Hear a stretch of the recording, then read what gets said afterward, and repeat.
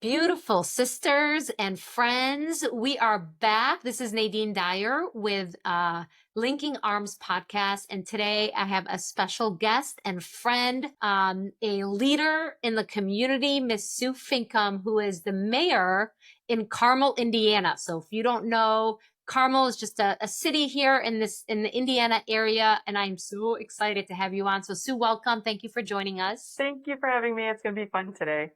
Going to be a ton of fun. And so the topic for today, and you ladies know, if you know me at all, you know this is like my heartbeat.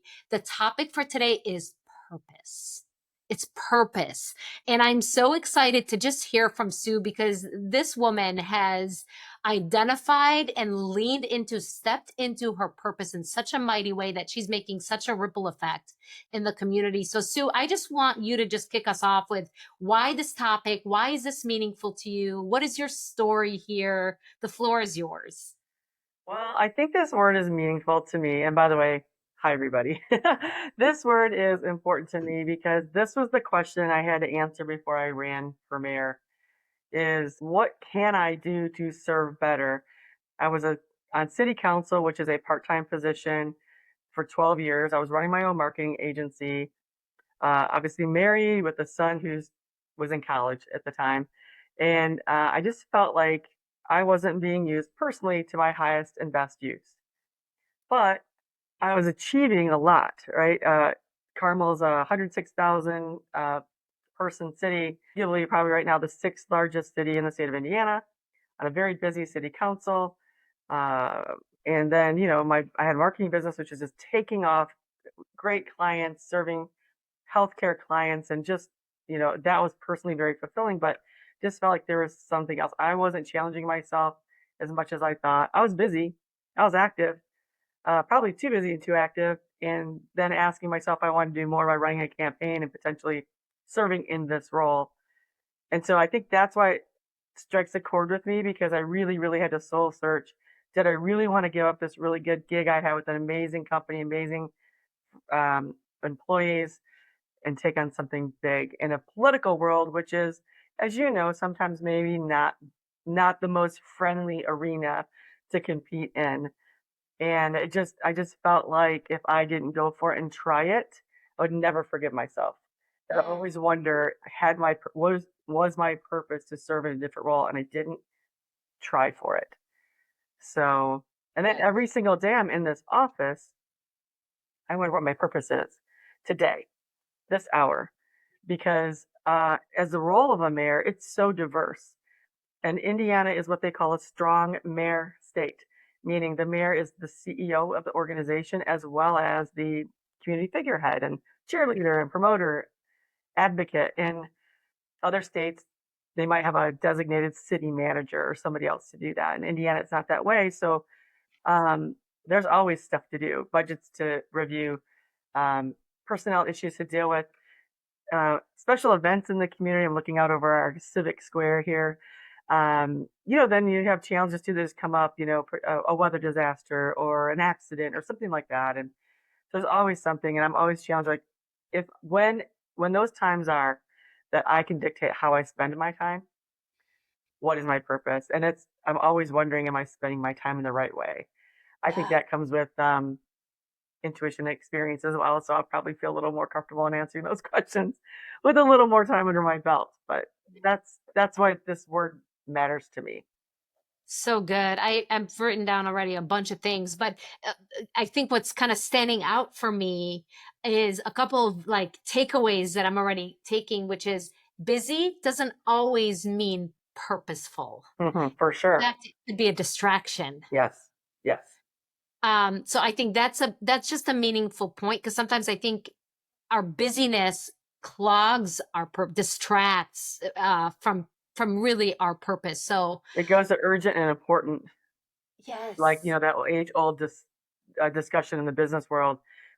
You might be working on something that's urgent or important, but not urgent, not important. It's hard to balance your time and your focus. I've been yeah, trying really, really hard to find white space on my calendar, and it's yeah, impossible right now. So, and that goes to priorities, right? And my priority is to make a lasting impact in this community. and to have people as a piece of our infrastructure. Because I felt that was missing. We have a great community. The mayor before me was here 28 years. We had several mayors before that that all put their stamp on the community in many ways on the built environment, our transportation network. These are cool buildings, parks, play areas, third spaces, and I really feel like what an opportunity was there and a gap to really make people an infrastructure piece that we wanted to design and build and maintain, just like you would a piece of an asset that's a piece of concrete or a brick or whatever, right? Yeah. And I've been focusing a lot on that. So when I look at my calendar, I'm like, am I focusing on that people as infrastructure piece or not? Yeah, and that was another thing that I heard you say was there's this big core purpose, right? But then there's like this daily check-in of is what I'm doing aligned with my purpose? Like what is my purpose today? Yeah. There's the big part and then there's the like the micro part, Yeah. the day by day, minute by minute, hour by hour, maybe not minute by minute, but you know.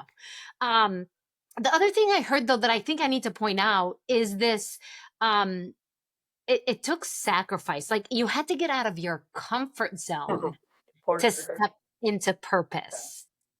And I think, I mean, that's probably common sense, but I think it's worth calling out of maybe you're being called to something, ladies out there, but there's something you have to let go of. There's a comfort that you need to let go of.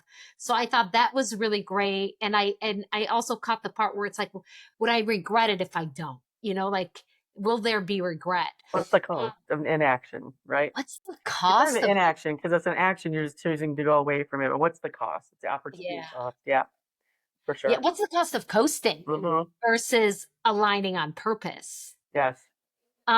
Okay, so I want to backtrack though. I really do, because I know we see you today as this powerhouse, authentic leader, mayor, influencer. I mean, it's amazing. But I kind of want to backtrack to like little Sue on the playground, you know, like I want to talk about this journey to purpose. I mean, could you define like pivot points in your life where you got clearer and clearer and clearer? I grew Yeah. up in northern Michigan, so the Yeah. hardwood area of Michigan. We ran around, barefooted and sandaled through woods and blueberry patches. And one friend had a motorbike, one friend had a horseback, one friend had a canoe, another friend had a boat. Right, so you just had to, Fun. depending on the day, what friends you hung with. Yeah. But it was a great and outdoor kid. Um, I was I guess, academically gifted. I could color fast and was elevated a grade in second grade to third grade. And I think that was a point too, because, now I have to go with a whole group of friends that I don't know, and they already think I'm different and special. And I just remember that so clearly. Well, it was really first, memories. Hmm. Um, but I just look back at those opportunities, first of all, that teachers give you. Um, and other adults encourage you to do. I remember winning a DNR contest for. I have this little book at home, and it's covered. The wallpaper, the sticky back wallpaper we used to have as kids, contact paper. Yep. And it's like covered with one wallpaper with frogs on it, another one like some wooded look. And so for whatever I won something for that. I remember that too, right? Because I remember feeling this amazing sense of achievement. Getting Mm, this little probably statue, that's what 2 inches big or 3 inches big, sure. and we were a group full of people at some DNR meeting or dinner. I remember having to stand up and get this, and I remember thinking, scared to death, and then like, oh, that was kind of cool, and I got a cool statue out of it. But it was like, I think it was one of the first times I can remember where you work for something and you get recognized. Got it. Yeah, it's that achieve that drive. It's like drive was building within you Yeah, for almost. sure. And so, I had teachers recommend me for special trips and different things like that. Go talk on a radio station. I remember doing that when I was a little, That's or cool. TV station. I mean, and just those things throughout your career, I think, as a kid, Yeah. add up, and that's why I've started involving youth in some of the stuff I do, because I'm sprinkling seeds along the path for them to hopefully be a community leader someday. Um, and I think there's other turning points. My father died the first day of my senior year of high school, and so I was going to go to Michigan, which I'm wearing my Michigan shirt today because I I went. saw that. I was so excited. My little guy loves U of M. Go blue. Yeah. So I was going to go to Michigan. That was 3.5 hours away from where we grew up, and Central Michigan was 70 miles away. My mom wanted me to go to community college, which is right there. But I was, again, salutatorian. There's no way I was going to go to community college in my own hometown. That just wasn't going to happen. Yeah. And I think God had his hand in choosing Central Michigan for me as a right fit, great people, wonderful program, and just gave me opportunity to put me in the path of other people who saw something in me and pushed me forward. Whether it be the curriculum director, who I'm still in touch with now, to my first boss, who I had to do a 15-week internship. He gave me a job offer the same time I got an offer to be a full-time graduate assistant. So again, that was a pivot point, and I was so appreciative of that opportunity, which totally took me in a different career path, brought me to Indiana. So I think it's just the story there is we have an opportunity every single day to pour into people and push them forward in opportunities that they don't see themselves. Yeah. And people did that for me, right? And I'm Yeah. so appreciative, and I hope I've been thoughtful enough and thankful enough to say I recognize that they took that special opportunity. And then through my career, again, other people saying, you should try for this job, or I want you on this project, or, you should consider this instead of that, right? Just people who have just kindness, right, to guide you, Yeah. and ever so thankful. So hopefully I'm being as good of a partner back to generations coming up as others were to me. Yeah. Yeah, that's pretty cool. So gosh, I have so many questions and so many different ways that I can go with it, but I'm curious, when you were younger, did you know what you wanted to do when you grew up? Like, did you have a specific, do you remember I that? wasn't zeroed in on any one thing. Again, I think I'm so jealous of the kids today because even though there's downsides to the internet opens up a whole world of opportunity for them, right? There's Yeah. there's there's no amount of research you can't do, and I'm sitting here in Carmel with the best school systems in the country, and those kids get exposed to so much. So I went to a great school system, small, tiny little consolidated school system, but that was highly regarded. But I didn't have any female business role models, and so I thought about leading, but what does that look like? Were any Yeah. business role models? I thought about the military, Air Force, but I didn't know of anyone who was in the females who were in the Air Force. And just those kind of things come and go, but without anyone to talk to or model, it was very hard. So I eventually landed on sports medicine. I liked Okay. everything athletics. And so I thought I'm never going to be a college athlete. I wasn't that talented. And but I'm like, hey, but I can take care of athletes. And again, it's serving people. I did have that call. And Yeah. so that I did resonate with that. And initially, when I went into college, I thought I'm going to be the first athletic trainer that's a female, um, head athletic trainer in the NFL that's a female. That still hasn't happened yet. I'm no spring chicken now. So it's been a while. And I was like, dang it, could I change that? I couldn't do it. But that's okay. I'll have to wonder on that one. Yes, yes. So, there's a different path and we Exactly. always, we end up different places. Yep. It's interesting because what I'm hearing you say is like you knew parts of it, right? Yep. Like you knew you like to serve people, you knew it was leadership, you knew you were going to be a pioneer, it felt like, I right? have a knack for finding those things where I'm the first of or first of several. Yeah. Yeah. Yeah. But then there was other parts that you didn't know. So I'm curious, if there's college students that are sitting listening to us right now. I know a lot of young women who are like, I don't know what to go to school for. And they put so much pressure on themselves. What advice would you give them of like how to choose their career or their majors or minors? Would you have any thoughts there? Well, I think they have to be true to themselves. So, values first, right? Don't go into a career where it's gonna or a job that's gonna Yeah. challenge your values. Yeah. I've done that a couple. It's not like it was like illegal or immoral. It's just more like didn't really fit who I was, Yeah. and you feel it. The reality is though, taking some of these jobs that are uncomfortable or not a good fit or learning to. Sure. Because it's just like, yep, not doing that again. Been there, done that. Had that type of boss or that type of setting. I always like to find those opportunities where I had a chance to stand out. And so, an example is when I took that job where I could have gone to West Virginia University as a graduate assistant or stay in my internship. It was as an athletic trainer working in a manufacturing setting. There was only, I think at the time, 6 in the country doing that out of I think 30,000 athletic trainers. And I thought, okay, well, here's an opportunity if I learn this uh, and get better at it and have an opportunity to, set my own clinic or do my own thing. The hours were better than athletics. The pay was better, and I can be a subject matter expert. And eventually did write a textbook about it. So Hmm. I always found those things where was just a little off where the masses were Got it. Yeah. because I like that. I also do a pretty good job of creating chaos out of disorder, whatever that's called. So I like startups and things like that where things are a little opaque and I can kind of figure it out. I think it's the creative person in me and the organizer both. Got Um, it. So you're saying create order out of yeah, chaos. create order out Okay. of chaos.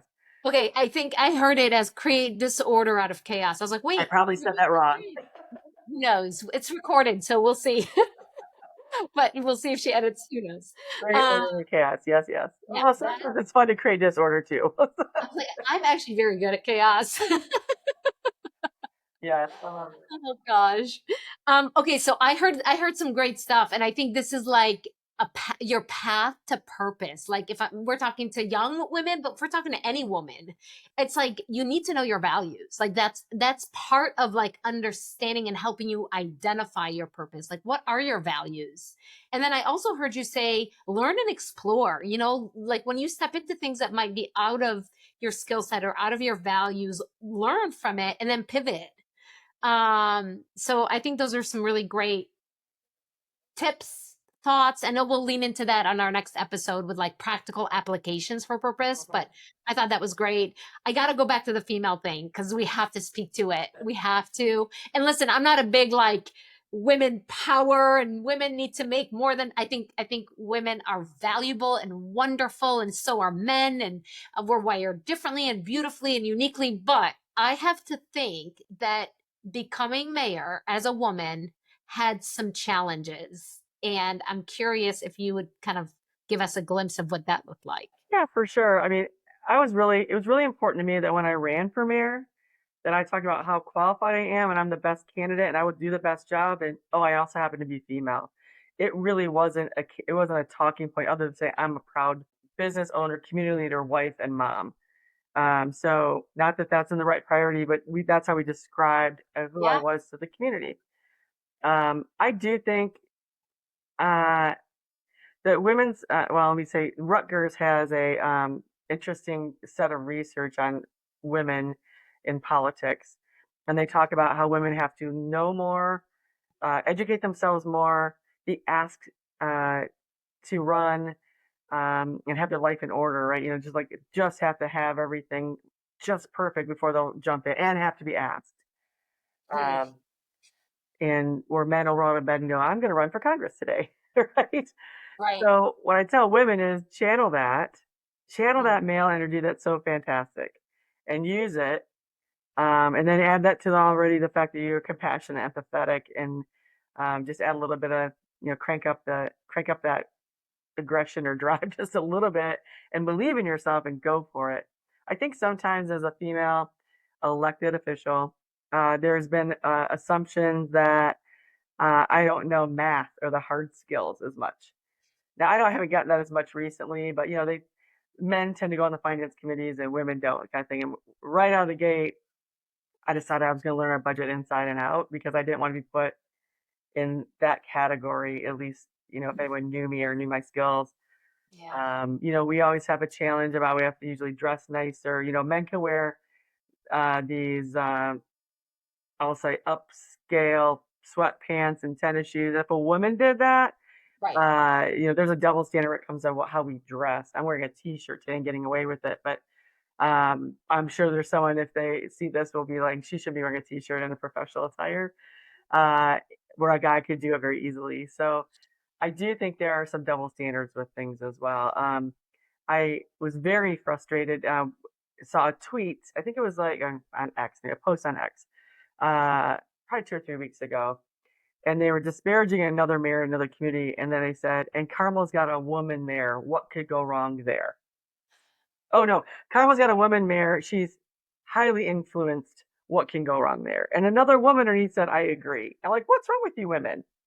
Right? And I think women sometimes are our worst um, supporters of other women because we Yeah. take on this scarcity mindset. That there's Yeah. only so many seats at the table for a woman, therefore I've got it and no one else can have it. And that's just such a disappointment. Because we should have all the seats at the table if we really wanted to. So Yeah. I don't want that either. I want a nice, diverse Nice second women, for conversation. sure. But very frustrating sometimes where women don't support other women. Yeah. Yeah. And in reality, when we encourage each other, we're all stronger, Yes, right? yes. It's not a scarcity. It's not if you're good, then I'm not. It's a let's tap into everybody's giftings and callings and purpose, and together what can we do? And the whole adage about lift as you climb, right? Lift Oh as you yeah. And again, people helped me. Women of the generation above me had battles I didn't have to fight. Thankfully they took those on, so the next generation didn't have to. And I know my generation has tackled some of those to make it easier for the next generation. So, but lift as you climb because we have so many opportunities. We have instead of a scarcity mentality, we have to have an abundance mentality. The world is our oyster. We just got to go out and get it. And if people think I'm dressed wrong, if people don't like my hair, if people think I'm too easily influenced as a female, so be it. I'm just focused on forward. Yeah, on your Forward. purpose. Yes. Yeah, on your purpose and what you're here to do. And I love that. So, as we wrap up, what a great conversation. Thank you so much for just sharing a piece of you and kind of what's gotten you to this role and the purpose path. Is there anything that you would like to wrap up this episode with for our listeners? I would just say place value on time where you can think about you. I think women think about everybody else in their life but them sometimes. And so, especially if you're a younger female trying to figure out what your purpose is, literally reserve time to think about you and serve you as well. I need to follow my own words on that sometimes too, but I think that that's something we don't talk enough about. That's great. Thank you so much for this. And I'm excited for our next episode where we can tap into some more practical applications. So come back and join us for the next one, sisters. We love you and we can't wait to talk to you soon.